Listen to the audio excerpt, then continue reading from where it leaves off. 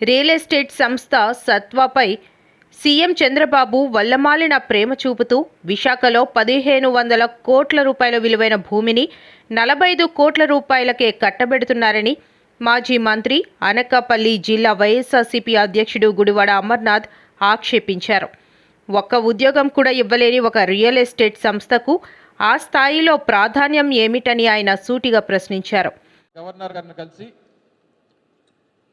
చేసినటువంటి సంతకాలన్నీ కూడా ప్రజలు చేసినటువంటి సంతకాల ప్రతులన్నింటినీ కూడా గవర్నర్ గారికి సమర్పించి రాష్ట్ర వ్యాప్తంగా ఈ మెడికల్ కాలేజ్ ప్రైవేటీకరణ ఎంతమంది వ్యతిరేకిస్తూ ఉన్నారు, ఈ నిర్ణయం తప్పు అని చెప్పి ఎంతమంది నినదిస్తూ ఉన్నారు, పేదవాడికి వైద్యాన్ని అందించాలనేటువంటి ఒక గొప్ప ఆలోచన చేసినటువంటి జగన్మోహన్ రెడ్డి గారి ఆలోచనకి తూట్లు పొడుస్తూ చేసినటువంటి ఈ కార్యక్రమాన్ని ఏ రకంగా ఈ ప్రభుత్వం నీరుగార్చింది, ఎంత మేరకు వ్యతిరేకత ఉంది అనేటువంటి దానికి ఈరోజు జరిగినటువంటి కార్యక్రమాలు ఒక ఉదాహరణ.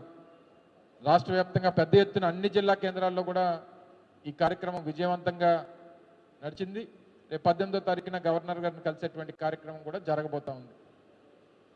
అయితే సంవత్సరాల కాలంలో ఈ ప్రభుత్వం వచ్చి 18 నెలల కాలంలో రైతులకి మంచి జరగలేదు, యువకులకి మంచి జరగలేదు, మహిళలకి మంచి జరగలేదు, చివరికి రాష్ట్రానికి కూడా ఏ రకమైనటువంటి మంచి జరగలేదు. ఏం జరిగింది సంవత్సరాల కాలంలో అంటే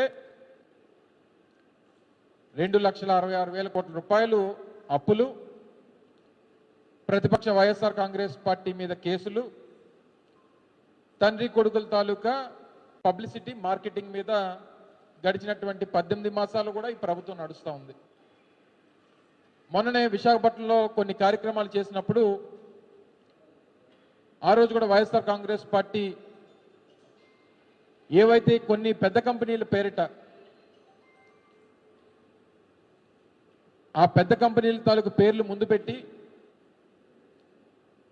ప్రైవేట్ రియల్ ఎస్టేట్ కంపెనీలకి ప్రభుత్వం తాలూకా ఆస్తుల్ని, ప్రభుత్వం తాలూకు భూముల్ని, ప్రజల సొత్తుని ఏ రకంగా దారాదత్తం చేస్తూ ఉన్నారు అనేటువంటి విషయం మీద కూడా నిన్నకాక మొన్ననే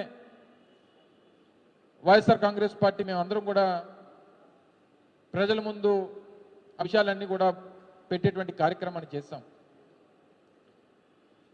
సరే, టీసీఎస్ లాంటి కంపెనీ, ఇన్ఫోసిస్ లాంటి కంపెనీ, ఇటువంటి కంపెనీలకి సహజంగా భూములు ఇస్తుంటాం. వారు వచ్చినప్పుడు మేము ఇంతమందికి ఉపాధి కల్పిస్తాం, మా తాలూకా ఆపరేషన్స్ని విశాఖపట్నంలో చేస్తా ఉన్నప్పుడు సహజంగా అటువంటి కంపెనీలని ప్రోత్సహించడంలో తప్పులేదు. కానీ ఇటువంటి కంపెనీల పేరిట కొన్ని రియల్ ఎస్టేట్ సంస్థలకి తండ్రి కొడుకులు ఇద్దరు కూడా ఈ మధ్యకాలంలో కొన్ని 100 ఎకరాలు దారాదత్తం చేసేటువంటి కార్యక్రమాన్ని చేశారు. అందులో ఓ ప్రధానమైనటువంటి కంపెనీ, ఈ రియల్ ఎస్టేట్ కంపెనీ, ఈ సత్వా డెవలపర్స్, సల్వార్పురియా సత్వా అనేటువంటి ఒక ప్రైవేట్ రియల్ ఎస్టేట్ సంస్థ ఇటు హైదరాబాదు, బెంగళూరు, చెన్నై, పూణే లేకపోతే ఇతరితర రాష్ట్రాల్లో వారు రియల్ ఎస్టేట్ చేస్తూ కమర్షియల్ స్పేసెస్ని నిర్మాణం చేస్తూ వాటిని అద్దెకిస్తూ చేసినటువంటి ఒక సంస్థ. విశాఖపట్నంలో ప్రధానమైనటువంటి ప్రాంతంలో ఏదైతే హిల్ నెంబర్ 4 మన రిషికొండ దగ్గర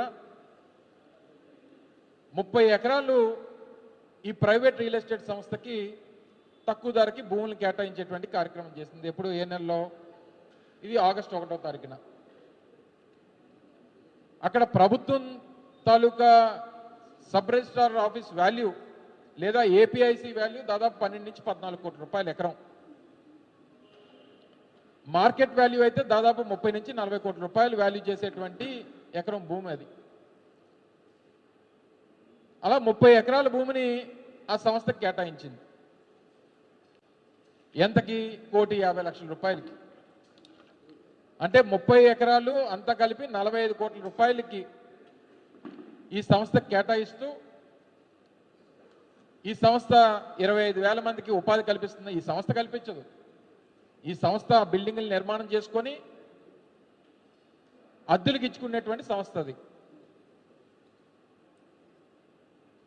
దీని మీద 1,200 నుంచి 1,500 కోట్ల రూపాయలు పెట్టుబడి పెడతామని చెప్పి జీవో కాపీలో పెట్టారు. సహజంగా ఏపీఐసి ల్యాండ్ అలాట్మెంట్ ఎందుకు సంబంధించినటువంటి శాఖ మంత్రిగా పనిచేసినటువంటి అవకాశం నాకు వచ్చింది. దాని మీద ఉన్నటువంటి అవగాహనతో మీ అందరికీ మీ ద్వారా ప్రజలకు తెలియజేస్తా ఉన్నా. సహజంగా ఏపీఐసి ల్యాండ్ అలాట్మెంట్ అయిన తర్వాత ఏ సంస్థ కన్నా ల్యాండ్ అలాట్మెంట్ ఏపీఐసి చేసిన తర్వాత 90 రోజులు సమయం ఇస్తాం. 90 రోజుల్లో ఏదైతే వారు ఏ రేటుకి అయితే వారికి ఫిక్స్ చేస్తామో